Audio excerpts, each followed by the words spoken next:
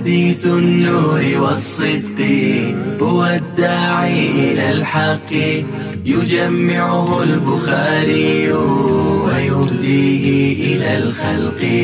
هنا يا أمة الإسلام تجمعنا لخير كلام سبائك للبخاري مخلدة على الأيام. العالمين والعاقبة للمتقين والصلاة والسلام على سيد الأنبياء والمرسلين سيدنا وحبيبنا وحبيب رب العالمين محمد وعلى آله وأصحابه ومن هدى بهديه إلى يوم الدين. اس کتاب کو امام بخاری نے کیوں تالیف کی؟ اس کے کیا اسباب ہوئے کہ جس کی وجہ سے امام بخاری نے اپنی اس کتاب کو لکھنے کا ارادہ کیا؟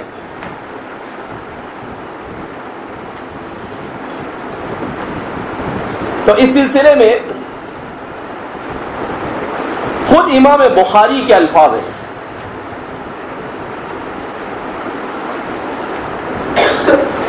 کہ کنت عند اسحاق ابن راہوے، کنت عند اسحاق ابن راہوے، کہ میں اسحاق ابن راہوے کی مجلس میں تھا، ان کے پاس بیٹھا ہوا تھا، کیونکہ ان کے استاد ہوتے ہیں. اسحاق ابن راہوے یہ امام مسلم کے بھی استاد ہے اور امام بخاری کے بھی استاد ہے. فقال لنا بعض اصحابنا، تو ہمارے بعض ساتھیوں نے ہم سے کہا، لو جمعتم کتابا مختصرا، لو جمعتم کتابا مختصرا فی الصحیح لسنن رسول اللہ صلی اللہ علیہ وسلم، کہ اگر تم کوئی مختصر کتاب لکھو جو نبی کریم صلی اللہ علیہ وسلم کی احادیث صحیحہ پر مشتمل ہو، کہ اگر تم کوئی مختصر ایسی کتاب لکھو جو احادیث رسول صلی اللہ علیہ وسلم صحیحہ پر مشتمل ہو. اسحاق ابن راہوے نے اپنے تلامذہ سے، شاگردوں سے کہا، فوقع ذلك فی قلبی، تو یہ بات میرے دل میں گھر کر گئی. میں نے کہا کہ استاد محترم جو بات کہہ رہے ہیں وہ کیا ہے، بالکل صحیح. وَأَخَذْتُ فِي جَمْعِ هَذَا الْكِتَابِ، اور پھر اسی کے بعد سے میں نے اس کتاب کو مرتب کرنا شروع کر دیا، احادیث کا انتخاب میں نے کیا کر دیا، شروع کر دیا.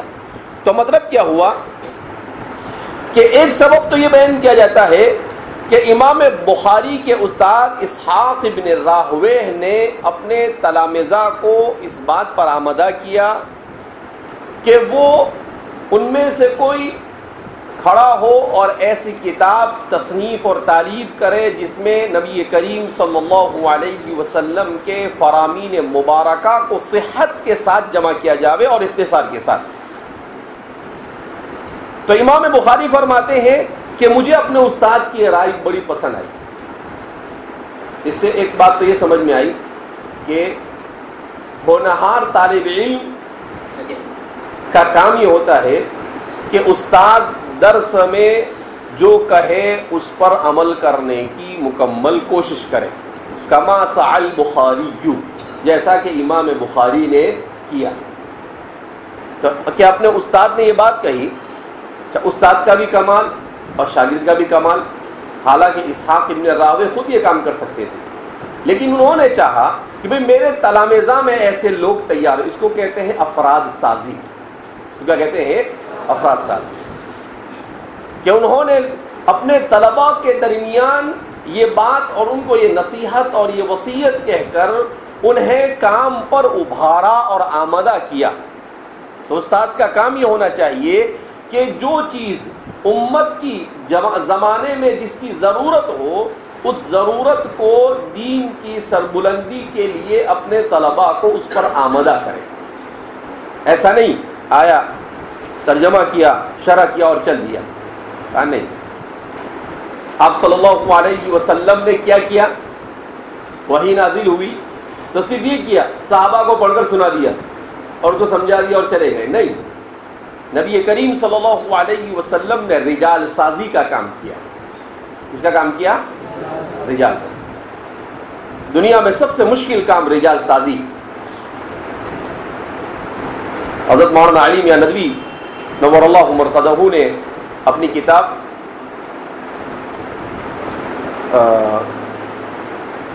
تاریخ دعوت و عزیمت کے مقدمے میں لکھا ہے کہ کوئی بھی دین دنیا میں محفوظ رہتا ہے دو راستوں سے. کتنے راستوں سے؟ دو راستوں. ایک تو یہ کہ اس دین کا متن یعنی اس کی کتاب محفوظ ہو، اور دوسرا رجال اللہ اس کو سمجھانے والے مہیا.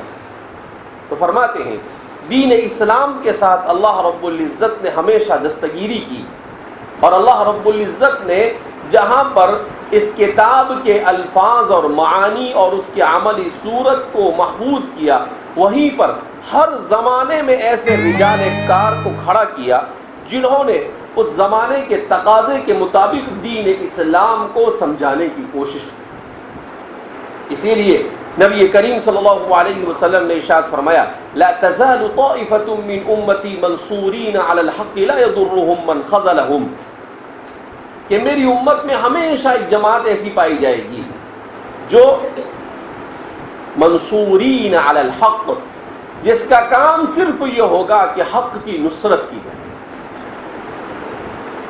حق کی نصرت کی جائے. اللہ سے دعا کرنا چاہیے کہ اللہ رب العزت اس طائفہ میں ہم کو بھی شامل فرمائے. تو ہر زمانے میں اللہ ایسے لوگوں کو کھڑا کرتا رہا، اور وہ لوگ کیا کرتے تھے؟ کہا وہ اللہ ان سے اس زمانے کے اعتبار سے کام لیتا رہا. اسی لیے مولانا نے اپنی کتاب رجال الفکر والدعوہ، اسی کا اردو میں ترجمہ ہے تاریخ دعوت و عزیمت، اس کتاب میں آپ نے ایسے ہی رجالوں کو جمع کرنے کی کوشش کی. آپ نے قرن اول سے لے کر پچھلی صدی تک کے جن لوگوں نے مجددانہ خدمات انجام دی ہے دین اسلام کی، ان لوگوں کی سیرتوں کو جمع کیا. رجال الفکر والدعوہ، یہ ہمارے طلباء کو کتاب ضرور پڑھنی چاہیے. حضرت مولانا علی میاں ندوی رحمۃ اللہ علیہ کی 2-3 کتابیں ایسی ہیں جس کا مطالعہ دور حدیث شریف کے طالب علموں کو کم سے کم اپنے پاس اس کتاب کو بسانا بھی چاہیے. اگر عربی اچھی ہے تو رجال الفکر والدعوہ پڑھے، اور اگر اردو میں پڑھنا چاہے تو اسی کا اردو میں ترجمہ ہے تاریخ دعوت و عزیمت. تو یہ تاریخ دعوت و عزیمت میں قرن اول کے مجدد شاہ عبدالعزیز مولانا عبدالعزیز عمر ابن عبدالعزیز سے آپ شروع کرتے ہیں. اس سے پہلے مقدمے میں صحابہ وغیرہ کا تذکرہ کرتے ہیں، لیکن چونکہ قرن اول کے اخیر میں سب سے پہلے مجدد جو ہے تاریخ اسلام کے وہ کون ہے؟ عمر ابن عبدالعزیز ہے.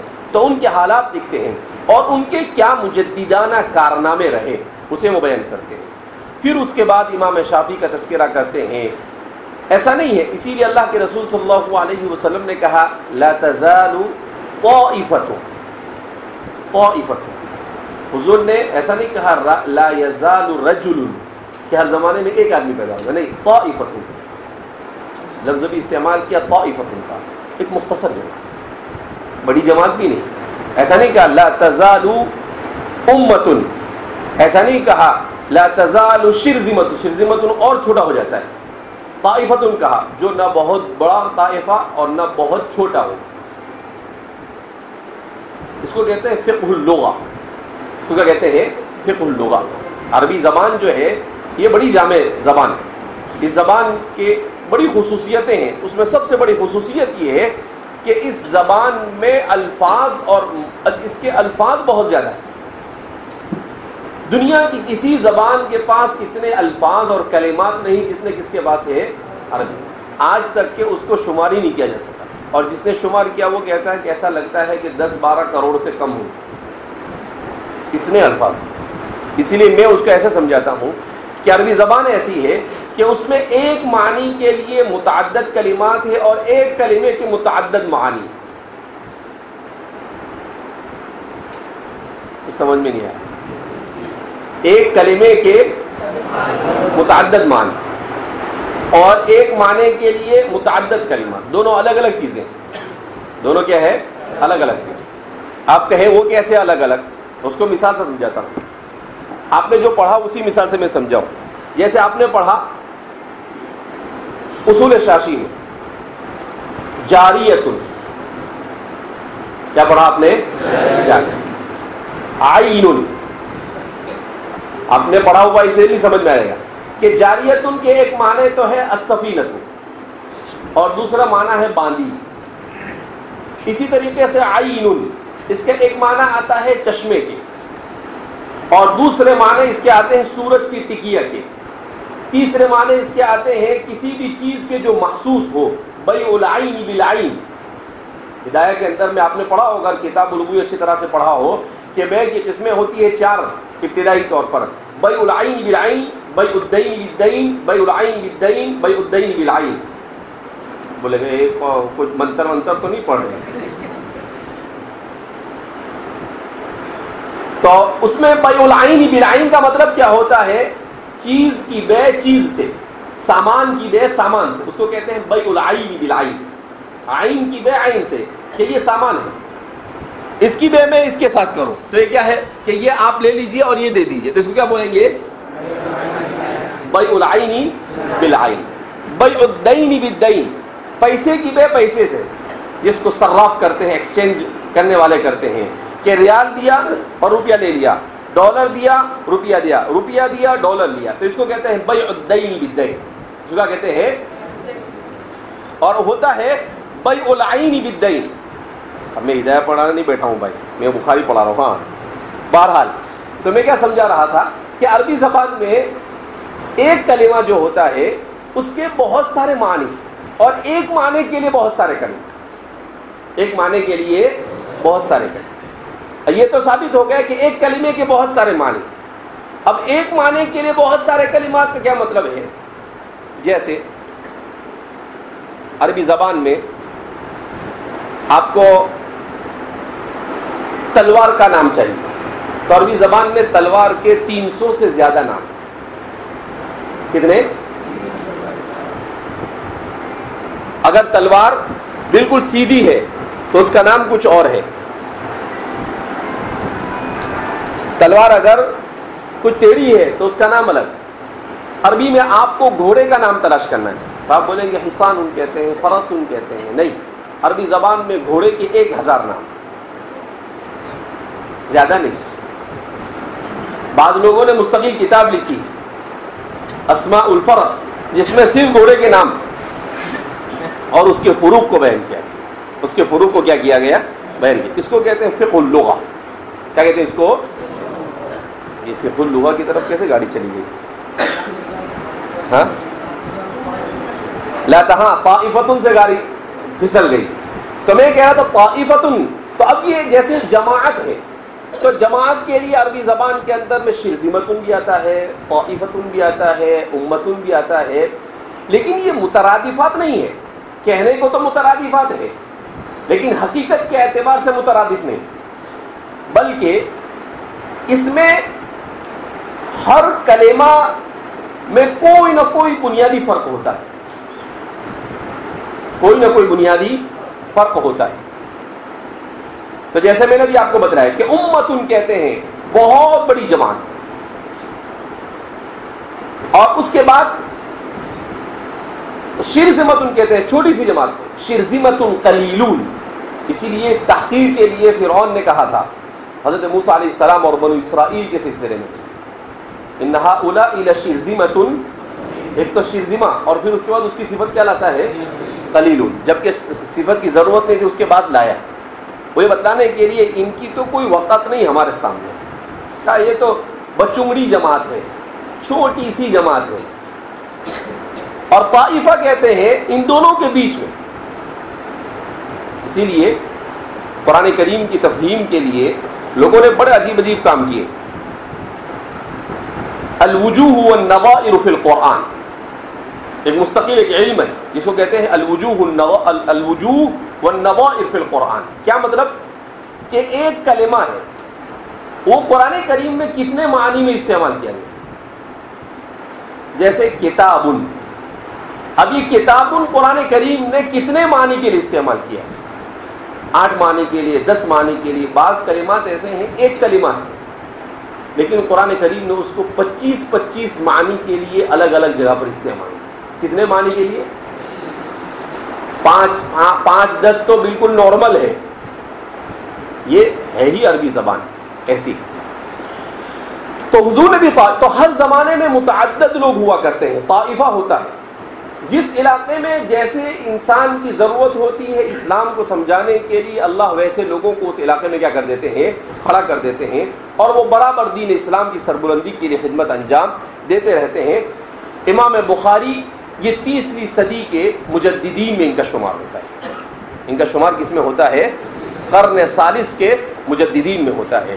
اللہ نے ان سے ایک ایسا تجدیدی کارنامہ انجام دلوایا کہ جو رہتی دنیا تک باقی رہے گا، اور وہ ہے ان کی الجامع الصحیح، اور وہ ہے ان کی کتاب الجامع الصحیح۔ یہ ان کا تجدیدی کارنامہ ہے۔ تو امام بخاری کی اس کتاب کے سلسلے میں جیسا کہ بتایا گیا کہ اس کو لکھا کیوں آپ نے، تو اس کی ایک وجہ ان کے استاد نے اس کی طرف اشارہ کیا کہ بھائی کوئی ایسی کتاب ہونی چاہیے جس میں یہ ساری چیزیں کیا کی گئی ہو۔ اور امام بخاری ایک مقام پر خود فرماتے ہیں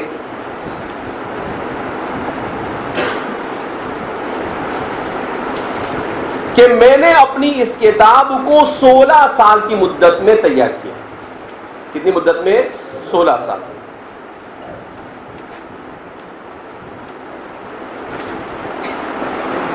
اور کیا فرماتے ہیں؟ میں نے خرجته من 600,000 حدیث، 6 لاکھ حدیثوں سے اس کا انتخاب کیا ہے۔ بعض لوگوں نے 3 لاکھ بیان کیا، امام بخاری خود ایک جگہ پر اپنے بارے میں فرماتے 6 لاکھ حدیثوں سے انتخاب کیا۔ اور آگے آپ نے جو جملہ فرمایا بدن کے رونگٹے کھڑے کر دینے والا، وَجَعَلْتُهُ حُجَّةً بَيْنِي وَبَيْنَ اللَّهِ، اور یہ کتاب میرے اور اللہ کے درمیان حجت ہے۔ اور یہ کتاب میرے اور اللہ کے درمیان کیا ہے؟ حجت ہے۔ کیا مطلب حجت ہونے کا؟ کہ اس کتاب کے بعد مجھے قوی امید ہے کہ اللہ میری مغفرت کرے۔ یہی حجت، اما حجت لک او حجت علیک۔ تو آپ نے کیا کہا؟ وجعلته حجۃ بینی وبین اللہ، کہ مجھے امید ہے کہ اس کتاب کی برکت سے اللہ میری کیا کر دے گا؟ مغفرت کر دے گا۔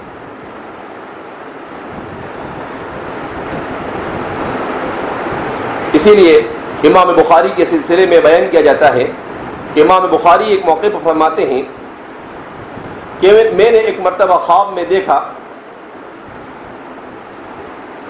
کہ میں آپ صلی اللہ علیہ وسلم کے پاس کھڑا ہوں، اور جو مکھیاں آپ کے پاس آنے کی کوشش کر رہی ہیں میں ان کو آپ سے کیا کر رہا ہوں؟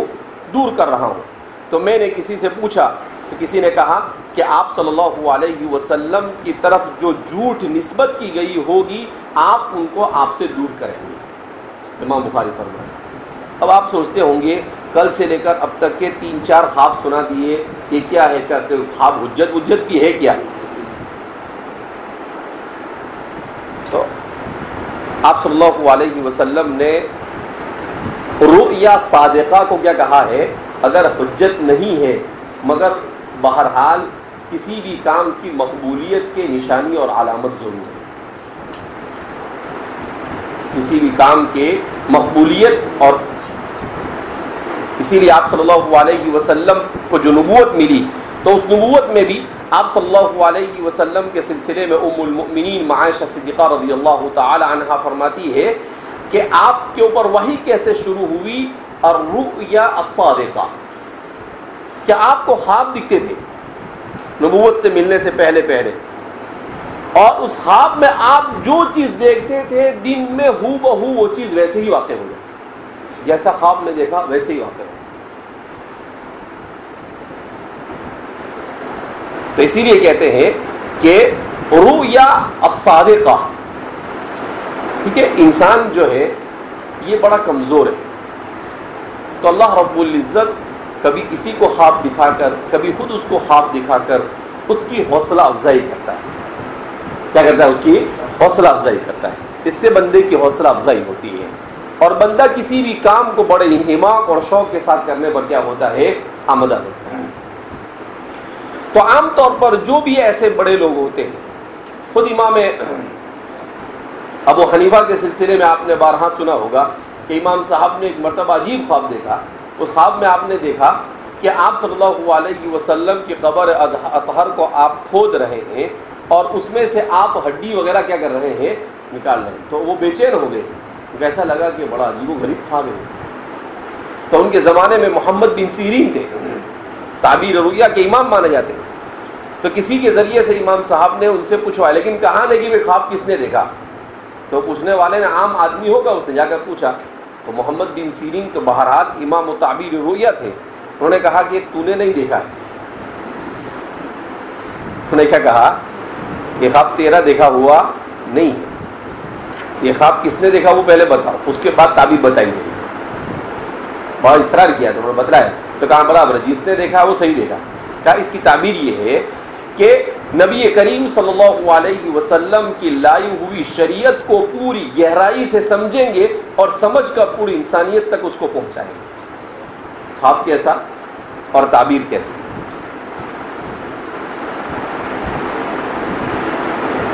یعنی ہڈیوں تک پہنچنے کا مطلب کیا ہے؟ شریعت کے انتہا تک پہنچنا. اسی لیے صاحب نور الانوار نے اپنے مقدمے میں بڑا اچھا الفاظ استعمال کیے ہیں امام صاحب کے سلسلے میں. وَكَانَ غَوَّاصًا فِي بَحْرِ الْعِلْمِ, کہ امام صاحب کیا تھے؟ علم کے سمندر میں غوطہ زن ہونے والے, کہ نیچے جاتے تھے اور نیچے سے آپ کیا کرتے تھے؟ موتی جواہرات کو کیا کرتے تھے؟ لے کر آتے تھے. غَوَّاصًا فِي بَحْرِ الْعِلْمِ. میں کبھی کبھی نور انوار کا مقدمہ پڑھتا تھا تو میں سوچتا تھا کہ یہ صوفی صاحب تھے, لیکن یہ جملہ پتہ نہیں کہاں سے اٹھا کے لائے, کیونکہ صاحب نور انوار بہت بڑے سیدھے سادھے آدمی تھے, بولے والے تھے. صاحب نور انوار اتنے بولے والے تھے کہ صاحب نور انوار کو ایک مرتبہ کسی نے آ کر کہا کہ حضرت آج رات میں عجیب واقعہ پیش آیا. تو کیا واقعہ پیش آیا؟ کہا چور وہ ندی کا پل چورا کے لے گئے. ندی کا. تو انہوں نے کہا اچھا, انہوں نے تائید کر دی اس کی. تو بعد میں وہ بولنے والا چلا گیا, تو ان کے ساتھ جو ان کے تلامذہ تھے انہوں نے کہا کہ حضرت پھول کیسے چرایا جا سکتا ہے؟ تو انہوں نے عجیب بات کہی, کہا کہ پل چرایا جا سکتا ہے لیکن مومن جھوٹ نہیں بول سکتا. اور حضور نے کہا ظنوا بالمؤمنین خیرا, مومن سے اچھا گمان کرو. تو ناممکن کو میں ممکن سمجھ سکتا ہوں, لیکن مومن جھوٹ بولے یہ میرے یہاں پر اس کا تصور نہیں. مومن جھوٹ بولے اس کا ہمارے یہاں پر تصور نہیں. کہا میں نہیں, میں نے کہا اس نے آ کر کہا تو ہو گیا ایسا, اگرچہ ناممکن نظر آ رہا ہے, لیکن مومن مجھے جھوٹی آ کر خبر دے اور مومن جھوٹا ہو جاوے اور میں اس کے بارے میں غلط گمان کروں. آج ہمارے یہاں پر ہم ہر ایک کے بارے میں بدگمانی کا شکار ہیں. امام ابن القیم الجوزی فرماتے ہیں کہ ہم نے اپنے بزرگوں سے سنا کہ وہ کہتے تھے کہ اگر کسی آدمی کو ہم شراب کی دکان پر دیکھیں اور اس کے داڑھی پر شراب کی چھینٹیں دیکھیں تب بھی اس کے بارے میں یہ گمان کریں گے کہ ہو سکتا ہے کسی ضرورت سے یہاں پر بیٹھا ہو اور کوئی وہاں سے شراب لے کر گزر رہا ہو, وہ اس کے ہاتھ میں سے بوتل گر گئی ہو اور اس کے چھینٹے اس کے اوپر گر گئے ہو, لیکن ہم یہ نہیں کہیں گے کہ اس نے شراب پی. ان بعض الظن اسم, یہ جو لوگ سمجھتے تھے شریعت کو وہ اس طرح سے کرتے تھے. کہا کہ بھائی نہیں ایسے ہی, اور آج ہمارے یہاں پر تو تھوڑا سا کچھ ہوا کہ فوراً بدگمانی, کچھ نہیں بھی ہوا تو بدگمانی کیا کر دیتے ہیں؟ شروع کر دیتے ہیں.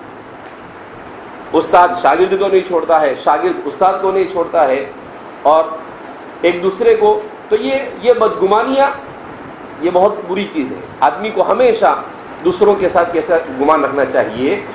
حضور کیا فرماتے ہیں؟ کلفنا بالظاہر, ہم اپنی آنکھوں سے جن چیز کو غلط ہوتا ہوا دیکھیں, روک سکتے ہیں تو روکیں, نہیں روک سکتے ہیں تو خاموش رہیں, اس کو دل میں برا سمجھ لیں. لیکن دوسرے کے سامنے اس کو بیان کرنا یعنی اپنی نیکی کو برباد کرنا. دوسرے کے سامنے اس کو بیان کرنے کا مطلب کہ اپنی نیکی کو برباد کرنا. لہذا اس بنا پر ہمارے طلبہ بھی اس کا بہت شکار ہوتے ہیں. یہ چاہیے استاد بہت اچھا, یہ برابر نہیں, بھیا تو پڑھ لینا ہے, تجھے محاکمے کے لیے بٹھائے ہیں کیا کہ تو محاکمہ کرے؟ محاکم نہیں ہیں آپ جج نہیں ہیں, آپ طالب علم ہیں. دیکھو یہ دنیا میں اللہ کا نظام ہے, کچھ لوگ میرے جیسی لمبی لمبی تقریر کرتے ہیں، کچھ لوگ شارٹ میں چل جاتے ہیں، کچھ لوگ نہ بہت لمبی اور نہ بہت مختصر کرتے ہیں. تو یہ ہر گلے را بویست، ہر پھول کی الگ الگ خوشبو ہوتی ہے. اب ہر ایک میرے جیسا پڑھانے لگ جاوے تو بھی مسئلہ ہو جاوے، ہر ایک مختصر والا پڑھانے لگ جاوے تو بھی مسئلہ ہو جاوے. تو یہ اللہ کا نظام ہے کہ کوئی آپ کو مختصر پڑھائے گا تو مختصر میں آپ کو کچھ سیکھنے کو مل جائے گا، کوئی آپ کو درمیانی پڑھائے گا تو اس میں سے کچھ سیکھنے کو مل جائے گا، اور کوئی لمبا پڑھائے گا اس میں سے سیکھنے کو مل جائے گا. تو ہر جگہ سے آپ کا کام ہے موتیوں کو جمع کرنا، اپنے دامن اور اپنے سینے اور اپنے دماغ کو اور اپنی میموری میں اس کو محفوظ کرنا. یہ آپ کا کام ہے. آپ کا کام یہ نہیں ہے کہ آپ محاکمہ کرتے بیٹھو، اس کا اچھا ہے، وہ تو بہت لمبا پڑھاتا ہے، یہ اچھا ہے شارٹ کٹ والا، یہ ٹھیک ہے. نہیں، طالب علم کا کام یہ ہے. طالب علم کیا جو بھی پڑھا ہے آپ کا، انسان کو جتنا علم ادب سے آتا ہے اتنا علم انسان کو اس کی اپنی محنت سے لے. سمجھ میں آئی بات؟ اس لیے آدمی کو کیسا ہونا چاہیے؟ با ادب با نصیب. بے ادب محروم گشت از رحمت رب. بے ادبی ہے تو اللہ کی رحمت سے محروم ہے. دنیا میں بہت انسانوں کی آپ تاریخ اٹھا کر دیکھیں گے، بڑے ذہین اور فطین انسان گزرے، بڑے عالم اور فاضل گزرے، مگر زندگی میں ادب نہیں تھا تو کیا ہو گئے؟ برباد ہو گئے. کوئی پوچھتا بھی نہیں، کوئی جانتا بھی نہیں، بلکہ امام الضلال والاضلال بنے. لیکن جن لوگوں نے اپنے آپ کو چھپانے کی، اپنے آپ کو کم سے کم تر کرنے کی کوشش کی، تمام جد و جہد اور محنت کے باوجود، اور باادب رہنے کی کوشش کی، تو اللہ رب العزت نے انہیں کیا کیا؟ زندہ رکھا. ماتوا وہم احیاء، اگرچہ وہ مر گئے مگر ان کا ذکر لوگوں کے درمیان کیا ہے؟ زندہ ہے. کل بخاری و مسلم، جیسے بخاری اور مسلم حضرات صحابہ. تو اس لیے جو بھی پڑھایا جاوے، طالب علم کا کام ہے کہ وہ صرف اپنے سبق کو پڑھے. اور ایسا نہیں ہو سکتا ہے کہ کوئی بھی استاد آپ کو آ کر بغیر مطالعے کے پڑھائے.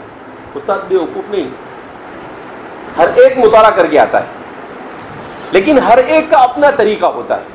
اللہ رب العزت نے اس دنیا میں تنوع رکھا ہے. اسی تنوع کے وجہ سے یہ دنیا میں لطف ہے، دنیا میں مزہ ہے. اگر دنیا میں تنوع نہ ہوتا تو پھر وہی بنو اسرائیل جیسا معاملہ ہوتا کہ وہ من و سلوا سے بھی اکتا گئے. کس سے اکتا گئے وہ؟ اور کیا کہا؟ قصائہا وفومہا وعدسہا وبصلیہا. ایک بھی چیز ایسی نہیں جس میں خوشبو ہو. جتنی چیزیں انہوں نے مانگی، آپ ایک بھی چیز اس میں سے مجھے ایسی بتاؤ کہ اس میں کیا ہو؟ خوشبو ہو. یا تو بغیر خوشبو والی یا بدبو والی، لیکن خوشبو والی کوئی نہیں. مما تنبت الارض من بقلہا، بقل میں کوئی خوشبو ہوتی ہے. وقثائہا، ککڑی میں کوئی خوشبو ہوتی ہے. وفومہا، لہسن میں. بجائے خوشبو کے حضور نے کہا کہ جو لہسن اور پیاز کھا کر آئے اس کو بقی تک دھکیل دو ہماری مسجد سے. مسجد میں آئیو ویو مت، یہ پوری مسجد کو بدبودار کر دے. وعدسیہا، دال. ارے بھائی دال میں بہت اچھی خوشبو ہوتی ہے نا، کوئی خوشبو ہے نہیں. وبصلیہا، اور پیاز. تو کیا ملتا تھا ان کو؟ من و سلوا. لیکن تنوع، انسان کی طبیعت اللہ نے ایسی بنائی، اس میں متنوع ہے قسمت. تو اب کچھ طلبہ بیٹھے ہیں، کچھ لوگ وہ ہوں گے جو اختصار پسند ہوں گے، کچھ لوگ وہ ہوں گے جو طوالت پسند ہوں گے، کچھ لوگ وہ ہوں گے جو درمیانہ پسند ہوں گے، اور کچھ لوگ وہ ہوں گے کو کچھ ہی پسند نہیں ہوں گے، اور کچھ لوگ ہوں گے وہ سب کو پسند کریں گے. لیکن طالب علم کا کام کیا ہے کہ چاہے پسند آئے یا نہ آئے، اس کے کام کی جو چیز ملے وہ لے لے، بس ختم ہو گئی بات. خود ما صفا دع ما کدر. وہ اپنے کام کی چیز لے لے اور اس کے مطابق اپنے استعداد کو پختہ کرنے کی کرے، کوشش کرے. اللہ رب العزت ہم سب کو ایسا علم عطا فرمائے جو ہمارے اور اللہ کے درمیان امام بخاری کے کہنے کے مطابق حجت بن جائے اور ہماری نجات کا باعث.